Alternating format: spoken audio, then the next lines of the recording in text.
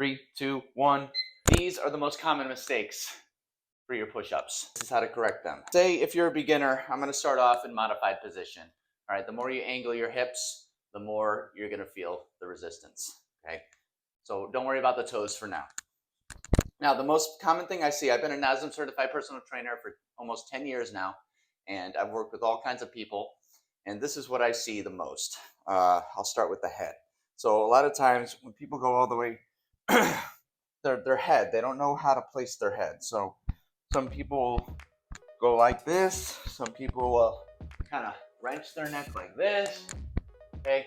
It's best to have your spine neutral, okay? So you want to keep it aligned here, okay?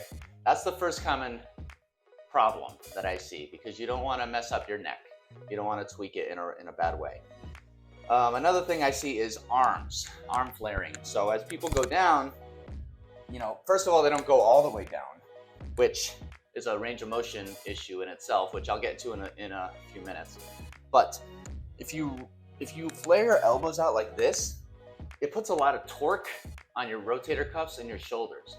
So it's unnatural to move your shoulders in that manner. So to fix that, kind of act like you're pushing naturally, okay? So that's what a push-up is supposed to simulate. You're supposed to just push like you normally would push if you weren't pushing from the floor or the ground, okay? This is normal for me, all right? Obviously, I'm not gonna be pushing like this. You know, people shrug their shoulders, okay? Just relax your shoulders, push like you normally would push. When you talk about range of motion, you make sure you go all the way to your abilities, okay? So what I saw a lot in my time training in group gyms, all different fitness levels, and you want to make sure you go all the way down to the floor, okay?